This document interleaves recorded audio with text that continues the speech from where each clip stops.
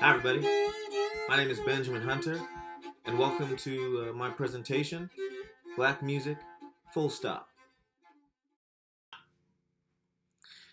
The purpose for my talk today, the reason that I'm here, is to talk to you guys about black fiddle traditions in this country, really the Americas. It's not to merely talk about black culture in old time sense, because it's really larger than that. So my purpose tonight is not just to talk to you about, origin stories or whatnot, or early accounts of historical accounts of black string bands, but rather that there's a long lineage of string music that exists within this culture. I can't talk to you about this music and talk about the things that we are going to talk about today without acknowledging the fact that this moment in time right now is happening as a result of recent events that have,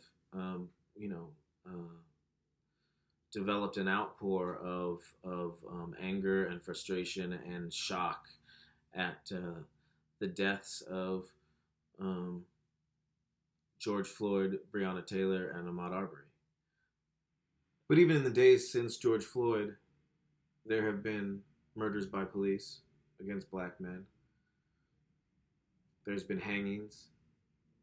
There's been all sorts of deaths, and demonstrated the true force of police forces across America, and exposing that fault, exposing that lie that black folks and people of color and indigenous folks experience on a regular basis in this country. And so I can't help realize and point out the fact that we're having this conversation because of these events. But these events have happened before. We've had this happen countless times in this year already, before COVID. Last year, the year before that, the year before that, the decade before that, the decade before that, the century before that, the century before that. Something is different about this moment in our history. COVID is deepening the the understanding of fear, of uncertainty, of maybe an exposure, or maybe it's that people have more time on their hands so that they can care about these things in a different way. I don't know. There's myriad reasons, but pointing out the fact that we're having this conversation because of a result of that. I want to thank Fiddle Tunes for reaching out and making this this part of this particular event. And while this is a reactionary step and a step that needs to be taken, that folks are unaware of the depths to which black culture exists within America's folk traditions outside of the blues is problematic. But it is the 21st century. We should all know better. And so, this presentation at least hopes to provide some sort of overview for you all to do your own work.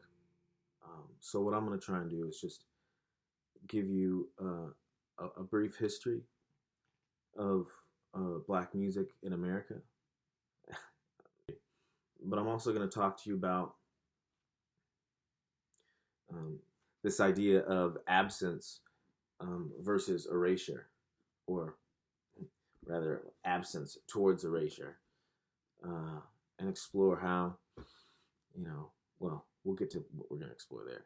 And then in the last little bit, what I want to do is just even in the United States of America, give you a another like generalized groupings of music as it relates to um, what we consider folk music, what we consider uh, um, popular music, what we consider traditional music, um, and just identify some pockets of this country where Black and Indigenous and Brown music is still very prevalent, yet is somehow absent from the conversation, and therefore gets erased by it through systems of oppression. Some really uh, light stuff uh, is what we're going to be working with today.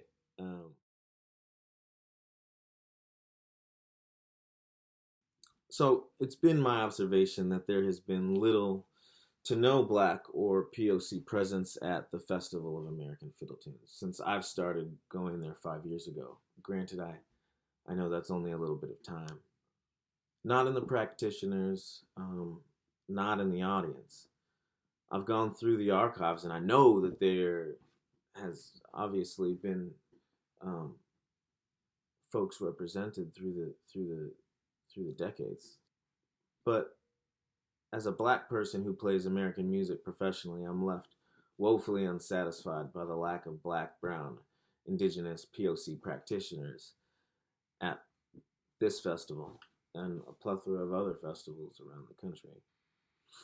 It was told to me that to qualify to teach at this particular festival, you got to be able to impart, traditional technique and playing style that one represents must be from a legacy of tradition, right? So as to render to the student or participant an authentic, culturally traditional style of fiddle playing.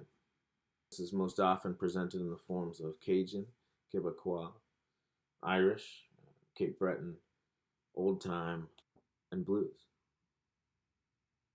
So in those 5 years that I've been coming, there were three were POC representation again, and in 2017 it was Rhiannon Giddens. She came and demonstrated traditional fiddle styles as learned from the great Joe Thompson.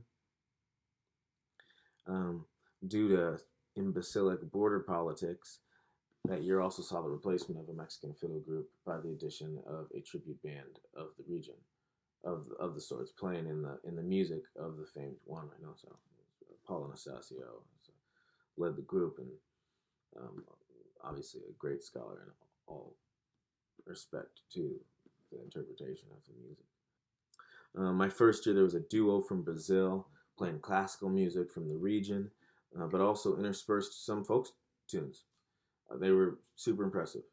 And then my fourth year, I believe it was my fourth year, Belen Escobedo joined with her band playing Tejano music from San Antonio.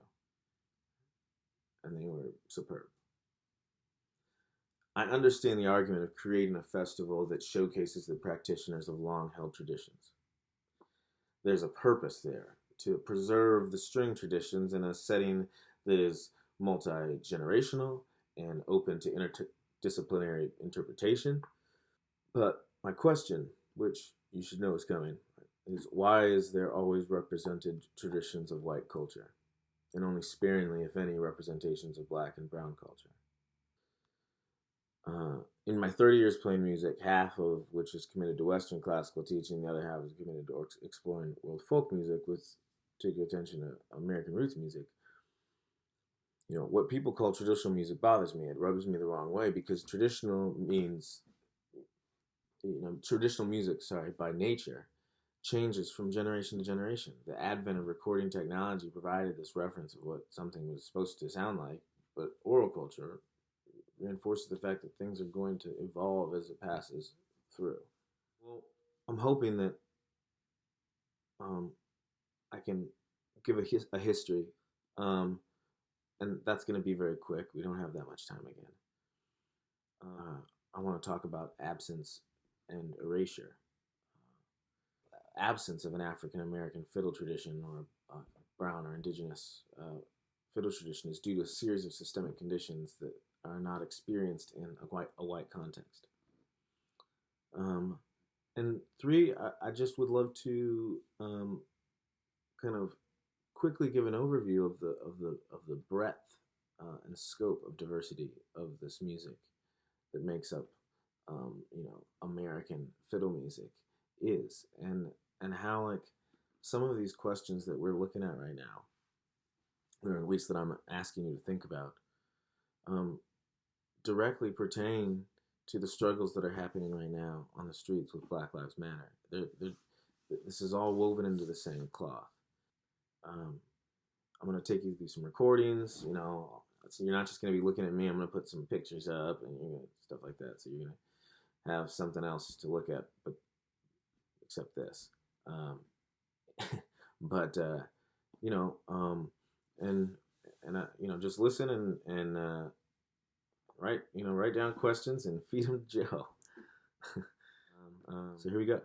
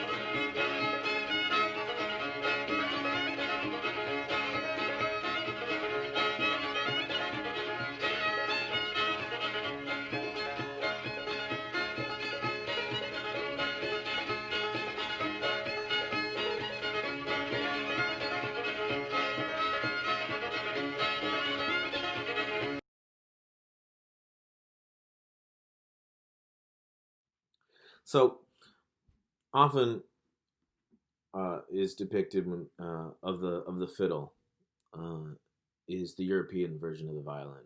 Scots Irish traditions that came across the Great Pond to influence all ranges of America's folk music scene. Right, this is true. But the tradition of bowed string players, bowed string playing, isn't unique to Europe, right? Countries all over the world have versions of bowed instruments. But in West Africa, uh, all over Africa, there are a variety of bowed instruments. The Orutu in Kenya, the Gonje of Ghana, um, all of these countries, then territories, right, had versions of one string, two string fiddles um, in their possession, played much like um, a violin, as you can see here. Now, these techniques and styles of playing were brought with the enslaved Africans who were forcibly brought to this country, and necessarily there was a merging of cultures because the Celtic, the Irish, and Scotch-Irish folk were there.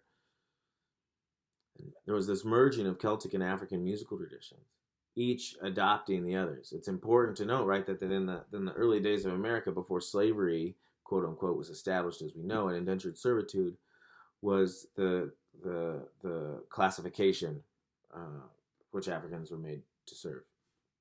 But this was also largely just for lower class Irish folk, right, that were brought over and for a number of years, 30 years or so, right, you would work and you would pay off your passage across, or some such absurdity.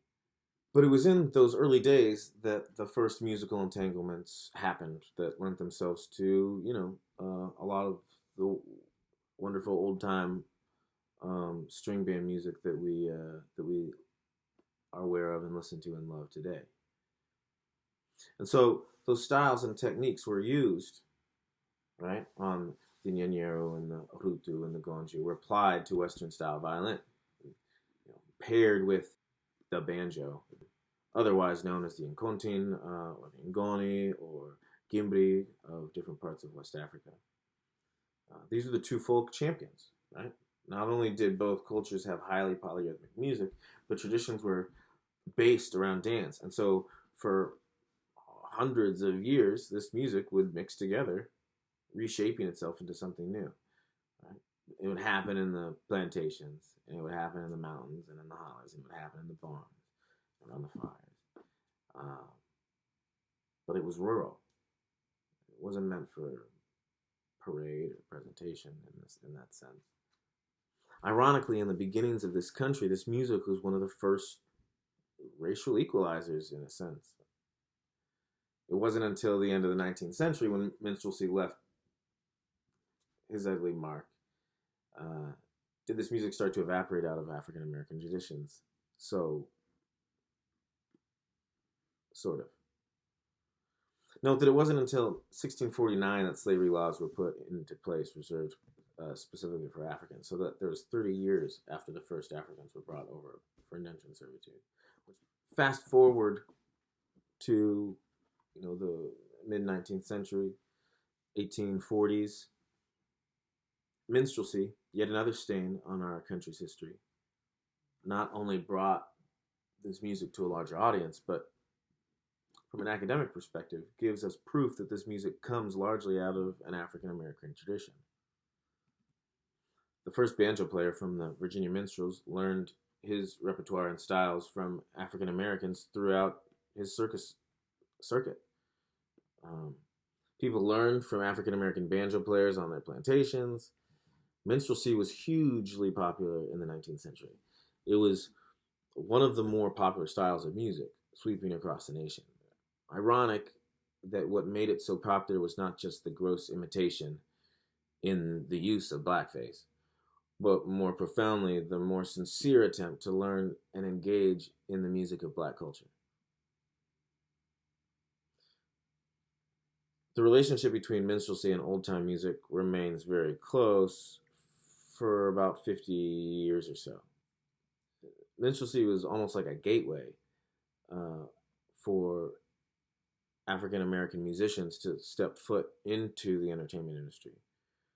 From it developed the countless myriad other styles of music created, popularized, and eventually exploited by and from black culture. W.C. Handy himself is quoted as saying, "The minstrel show at that time was one of the greatest outlets for talented musicians, talented Negro musicians, and artists, All the best talent of that generation came down the same drain. The composers, the singers, the musicians, the speakers, the stage performers, the minstrel show got them all.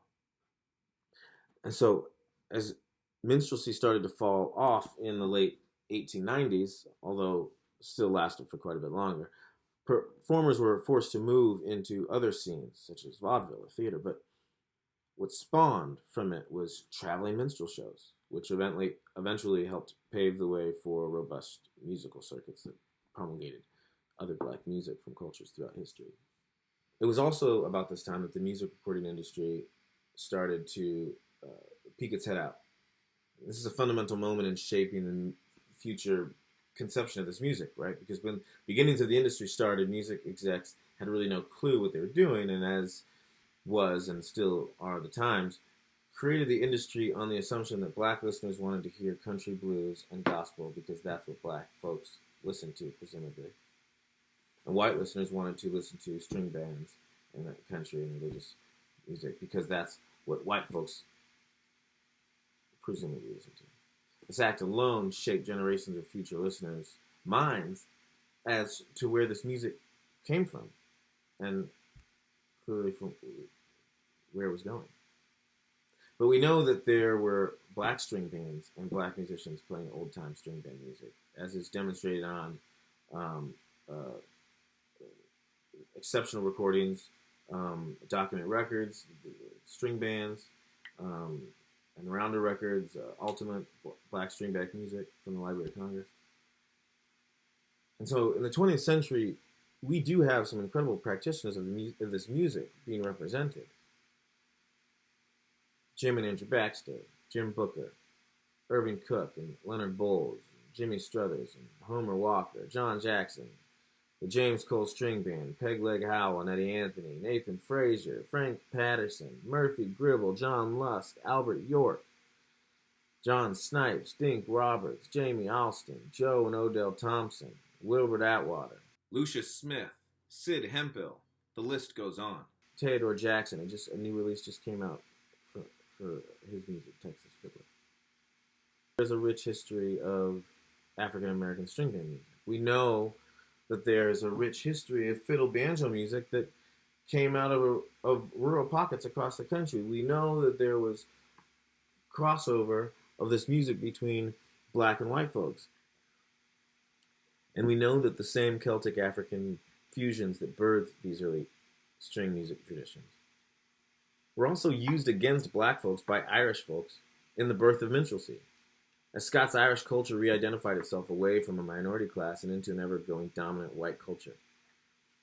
So the time that the music of black culture was being used to corrupt the image of black folks through blackface, it was simultaneously being shifted as a style of music predominantly played by white culture, recasting the music as not something rural, which could have been attributed to both black and white culture, but something rural and white.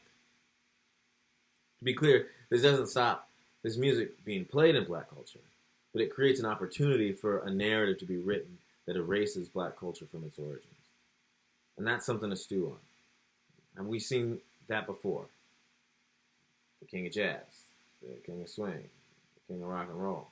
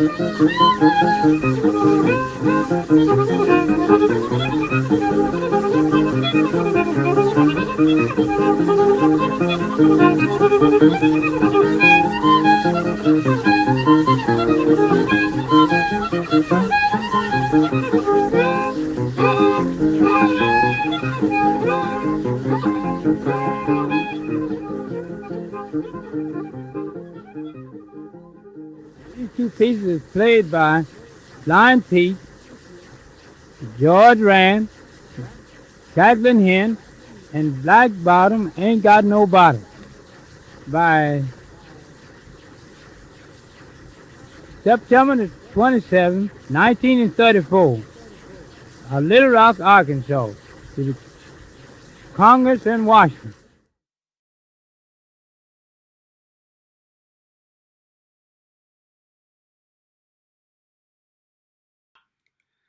This section is gonna get a little heavy, so I hope you're ready for it.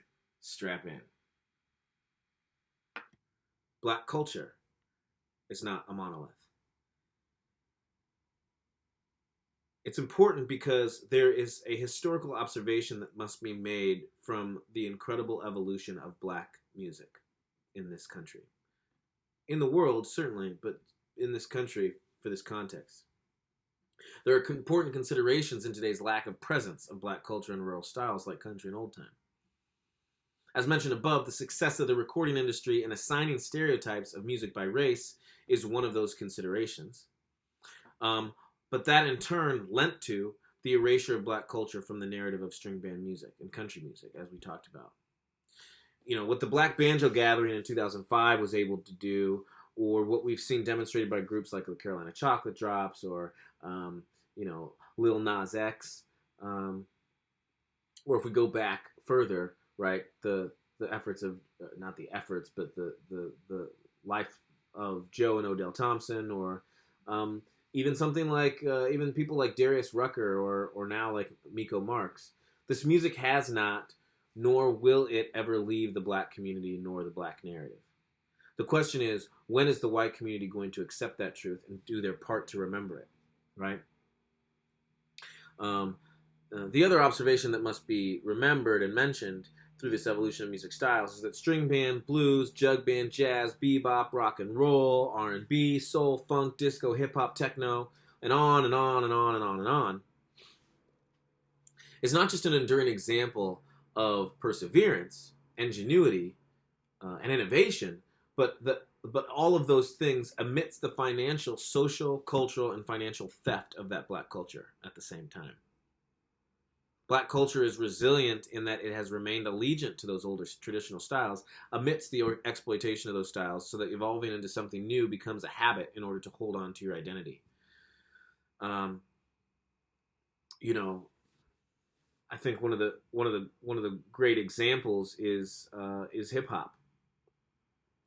Hip hop is a hip hop music, rap music is a continuation of an oral form of communication, of an oral form of expression that goes back to the dozens, but also looks to the past for much of its new music, anyways.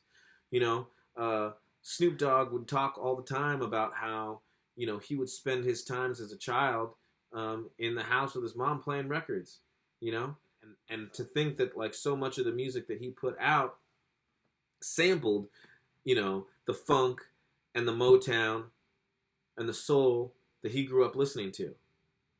The music is not forgotten. It necessarily has to be evolved, right? The recording industry, that we talked about of its inception, is much more of a monster now than it was then, and requires that type of constant innovation and re-identification. But because it is such an exploitative industry by nature, black culture has constantly needs to push itself into different directions. Let's put it in the context of this festival. And also, I love this festival. I really do. I love all the styles of music. I love that there are old people, that there are young people, that there are families. If we have a white person coming to teach blues violin, who's to ever think who's to ever think, especially if you're a young kid or something like that, that the black folks ever were the ones to play these styles of music and create these types of syncopations and these types of runs and these types of melodies and harmonies, right? Now, I'm not saying that white folks can't be practitioners of other cultures' music, but when you populate a scene and headline a scene with folks that don't represent the culture, it becomes problematic. The myriad blues festivals that exist in this country, in this world, where the headliners are white folks. It's a simple question that has a simple answer. The time is up for getting away with the colorblind mentality, the colorblind routine. Color is real. I'm a black man. Proud of it. I don't want somebody looking at me and saying, I don't see color with you, I just see a person. That doesn't work. I want you to know that I am a black man, because that is part of my experience. It is part of everything that makes up me. Blues is black music. Just like the folks they got demonstrating Irish music are Irish. So should it be for black and POC styles and culture. If we're going to insist that practitioners be stewards of the tradition, why can't we insist that they be from the culture too? Otherwise, it's imitation. I would rather bring in a new or different style of fiddling that has proper representation than insist that a style be covered and to do so without that proper representation. This is how we create an absence in the continuity of this style in our history books. When we rewrite history books, that's what we're doing. This is how we erase folks from the history books, by not having them present. It might seem like a little thing, but it is everything. It is all the things.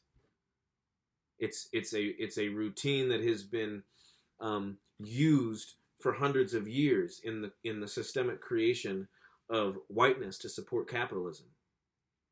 And so it is conditioned in us. I'm not saying that, necessarily we do this stuff on purpose, but now we have the language, we have the tools, we have the research, we have we've been having the dialogue to be able to do better. So let's do better.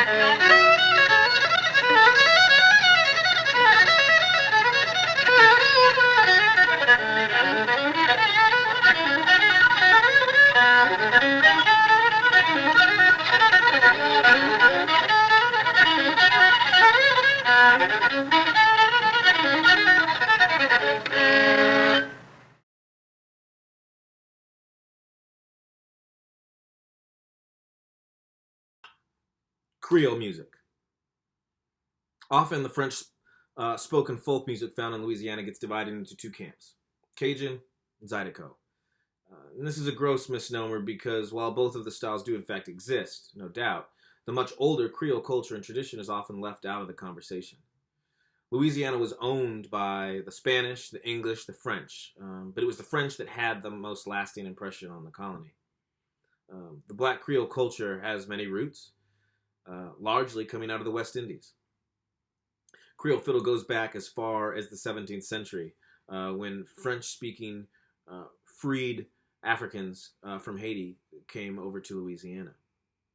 One of the most famous Creole musicians, Amede Ardouin, first recorded in 1928-29, and then the following year with Cajun fiddler Dennis McGee. He's credited as a major influence in the roots of Cajun music, the roots of which Creole music stemmed from Congo Square, where enslaved Africans would meet on Sunday, their day off, to play drums, dance, and sing, and play music, and engage with each other. You know, it's those roots that built up Creole music. You know, and there's a recognition to be made in the relationship between Creole and Cajun. It's a beautiful dynamic of, you know, in so many ways, Louisiana is an enigma of the rest of the states of this country in that kind of mezclar, that mixing that was able to happen, certainly in New Orleans, but, you know, spread out into other parts of the state. And so notable players, you know, include Conrad Fontenot and Calvin Carrière, Boysac Ardouin, but also contemporary folks like Ed Poulard and Djalma Garnier and Cedric Watson. You know, Creole music is a beautiful tradition. Creole culture is a beautiful culture and tradition, and something that should be represented and not excluded because of its proximity to the other things. You know, and if we're going to, and because Zydeco kind of removes strings from it, you know, I think it's even more important that that Creole is represented as much as possible, because there are stewards out there that represent that.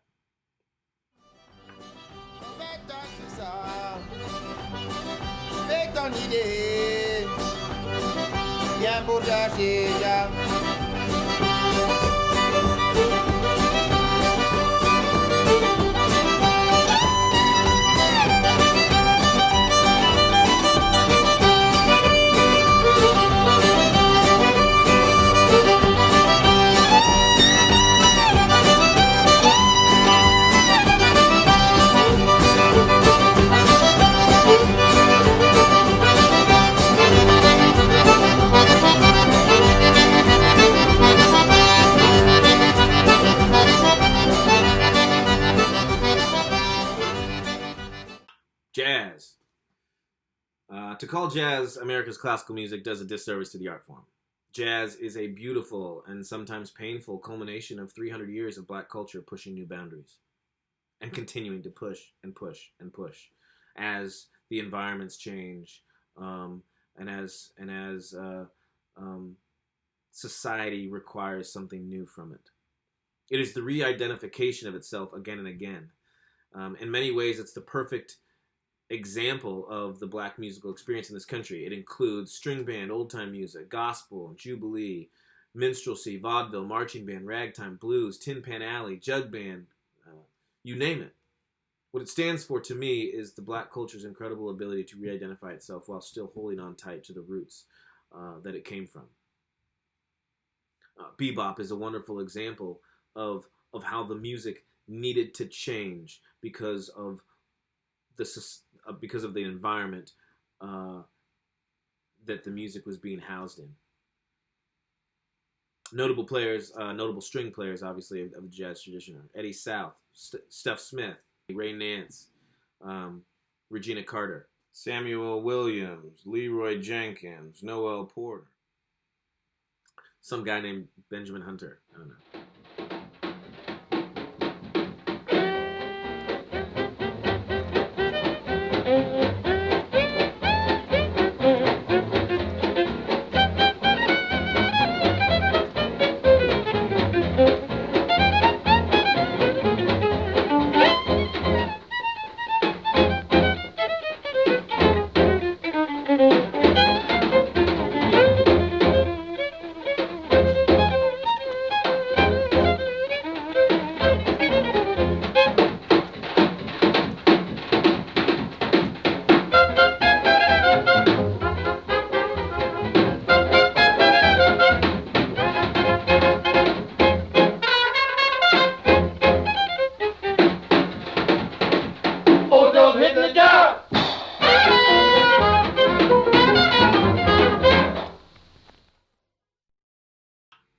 Jug band.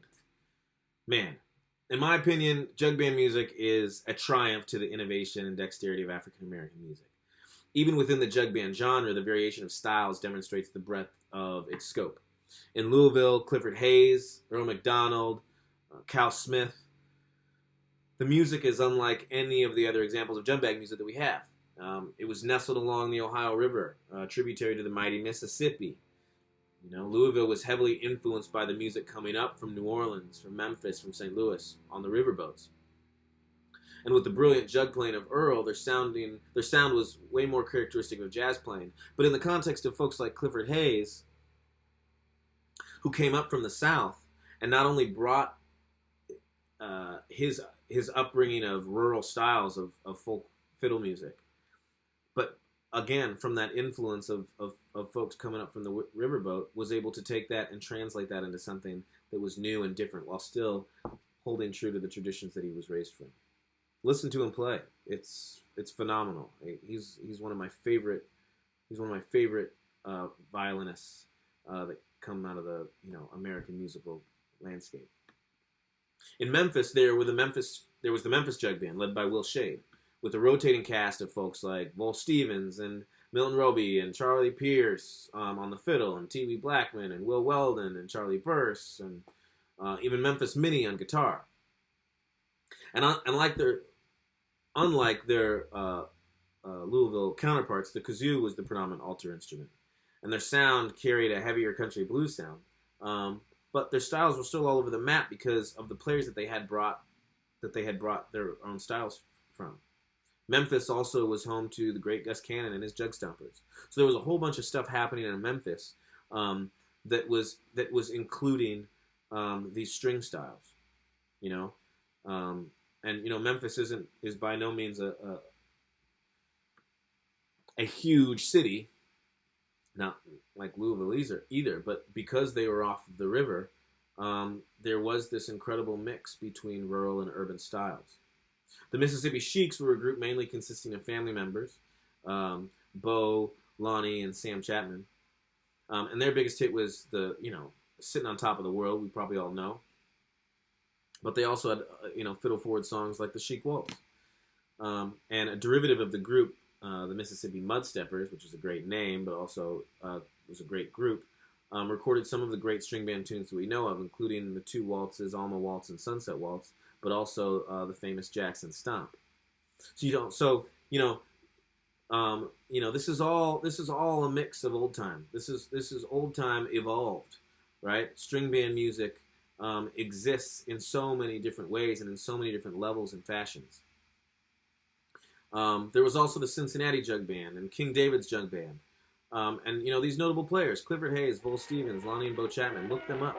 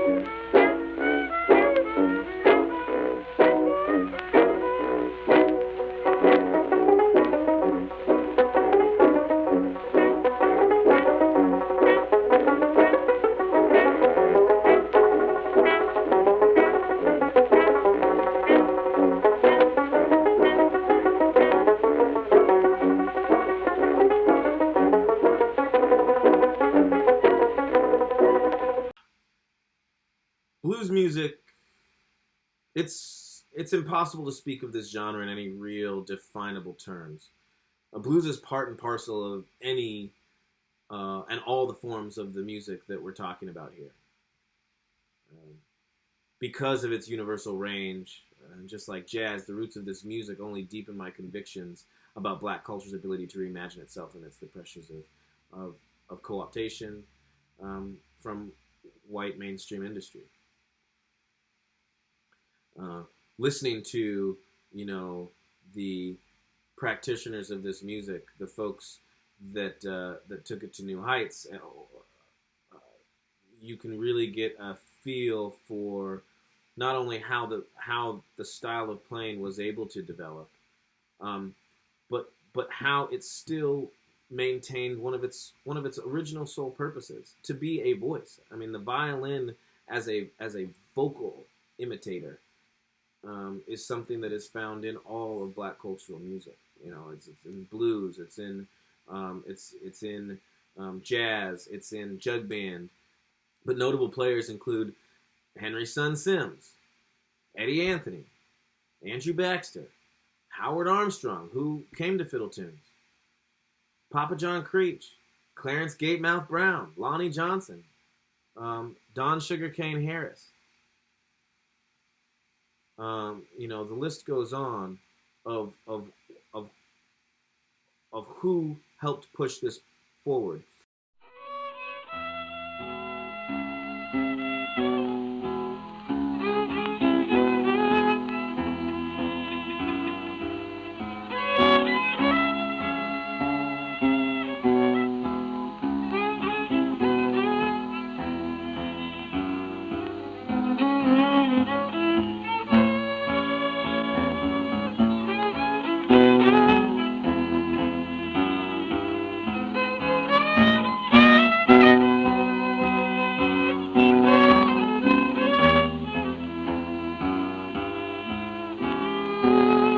Look here, Mama, I come to take you back.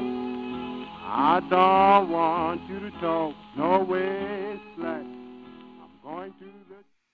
So if Black culture must continue to re-identify itself, does that mean that we cannot include that re-identity into these traditional styles when the tradition is in re-identifying oneself? I mean, that's a really powerful question and something that I think we should really think about hard, right? The luxury of Irish music to maintain its Irishness. The luxury of Quebecois to maintain its Quebecoisness. The luxury of Cape Breton music to maintain its Cape Bretonness. The luxury of the various old time styles in the United States that whose practitioners are white, to be able to maintain that style of music. That is a privilege, that is a luxury, because nobody is trying to co-opt it. Black folks and people of color in this country have had to constantly reimagine their identities because their identities are constantly stripped away from them.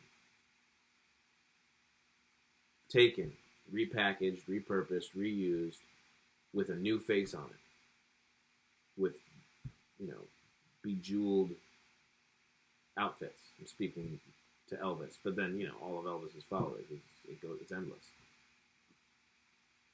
And that's really the question.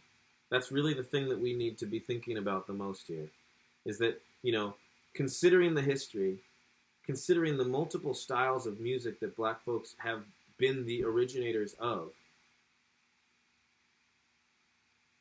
the ideas of absence and erasure must be considered in this music and in the art form and in the culture and in anything that we're talking about in this country that applies to race, which is everything, right? But that's not what this music is about. That's not what Fiddle Tunes is about. Fiddle Tunes is about bringing all of our cultures together and sharing them. But in order to do that, in order for it to be the fusion that it needs to be, in order for it to be the authentic type of sharing that it needs to be, we need to make sure that all the right people are there to represent the styles that need to be represented. If we just have dominant culture imitating all the styles, then you're not authentically sharing the music. You know, there are a variety of styles that make up black and brown and indigenous categories all across the country. And those all need to be included in the conversation too. I mean, think about how cool we could really be expanding our festivals to if we opened ourselves up to that type of opportunity. And that's the step that we need to be taking. Those are the things we need to be thinking about. That's the echelon which we should be striving to make our festivals and to make our schools and our workshops and our learning centers for this music. Because if music can do it, because music can do it, it really has that power, and we need to just take down the guardrails that have prevented us from doing that for so long. So that's what I wanted to talk about, y'all. I want to thank you all for spending your time listening to me rant and rave, but really to talk about what I feel are missing links in the Americana roots scene that could really do a lot of good to let music do what it does best, which is heal and get us to see each other. And so that's ultimately what we're striving for, right? With these conversations and with these and with this type of thinking.